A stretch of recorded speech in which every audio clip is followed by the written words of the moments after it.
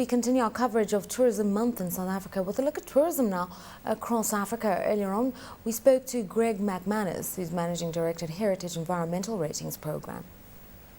What we have to first start with is put it into perspective. You know, if we're comparing this year's performance against last year's performance, last year was totally abnormal in terms of the World Cup. Yeah. So we need to look past that and go to previous years. We've been through this before. We've come out of it. We've come out stronger in many cases.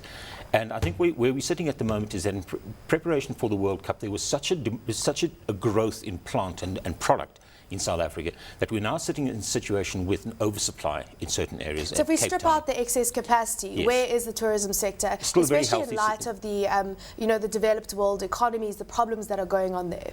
Look, I think in terms of the world economy, South Africa and Africa in general are going to outstrip the world's tourism growth projections, according to the World Tourism Organization. So from a point of view of world growth, it's expected around about 2%. South Africa, we're looking at around about 5%, 5 to 6% in Africa and Southern Africa. So I think from a growth point of view, there's a tremendous amount of growth still in our market. If we strip out the excess capacity and we go back to where we were with the facilities that were in South Africa prior to 2010, I think we're looking very good from that point of view. Yes, occupancies are down. That is normal after a rush like we've had. Yep. But they will pick up again. We've gone through it before, as I say, and we have come out stronger. So I'm pretty confident that we are, in fact, going to grow still. Where are the main arrivals expected to come from? Are there increasing arrivals from emerging market economies as those economies develop and you've got rising middle classes? I think to a large extent that is true. The largest growth for South Africa is Africa, obviously, but I think that's mostly driven by the business sector more than anything else. If we look at the world in general, China is a massive market for South Africa, and I think it's something that's going to start making big inroads into our market. But our traditional markets of the United States, the United Kingdom, Germany, the European-based economies are still there. They're still very strong. Does this shift towards more Asian inflows when it comes to visitors change the type of services we need to offer and the face of hotels and the tourism sector overall? I think it will have to. You know, if we go back to 1992, 1991, there was a major stride in that stage to actually start attracting visitors from the Far East, particularly in the Japanese market. And there was a campaign in South Africa to start teaching our industry, and particularly our service sector, how to deal with the needs and the expectations of that market. Because we're very European focused at this point in time. And we always have been. And I think now, as we're starting to see the Indian market opening, we're seeing the Chinese market opening, I think we're going to have to start adapting our product to a large extent to that specific market. Let's focus in on responsible tourism, because that's really where your expertise lies. When it comes to sustainable tourism practices, what type of trends are we seeing in South Africa? Look, I think it's largely been driven by government policy, and the government policy, and particularly the strategy document earlier this year, has is sort of directing South Africa into positioning itself as a responsible destination. And when we talk responsible, we're talking about that triple bottom line approach to tourism, where tourism's benefits are spread more evenly through the community, through the local supply base. And I think that's the direction that we're starting to see the business going in this direction at this stage.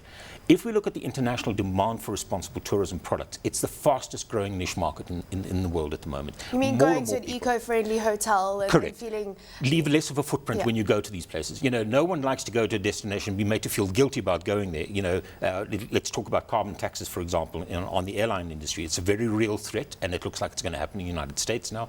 And that is going to have a tremendous impact, negative impact on arrivals. So what we now need to do is we now need to actually start doing on the supply side and start reducing the impact of tourism without making the guests start feeling uncomfortable about it or guilty about actually traveling to Africa.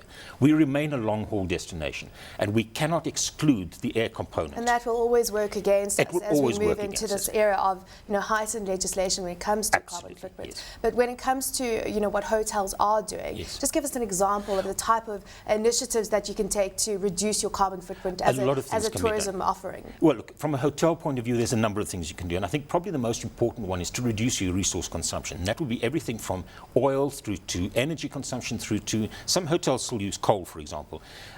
Reducing water consumption dramatically, and that you'll notice that there's a new trend in South Africa. It's been international, where guests are asked to hang up their towels if they don't want them washed as part of a water saving initiative. That's one of the things that's happening. Guests being encouraged to switch off lights. Hotel operators and business operators actually cutting back on the energy that they're using in their businesses. It not only does it make sense from an environmental point of view, but this makes sense at the bottom line. Yeah. You know, here we are, we're facing reduced occupancies. Shouldn't we be looking at actually reducing our input costs initially? And I think that's the challenge. That's what responsible tourism, part of what responsible tourism is all about. 150 certifications so far in South Africa. How far do we have to go to see, you know, a large portion of our tourism products certified when it comes to sustainable practices? I think if we look in relation to how many there are out there, it's estimated there are about 20,000 accommodation establishments in South Africa.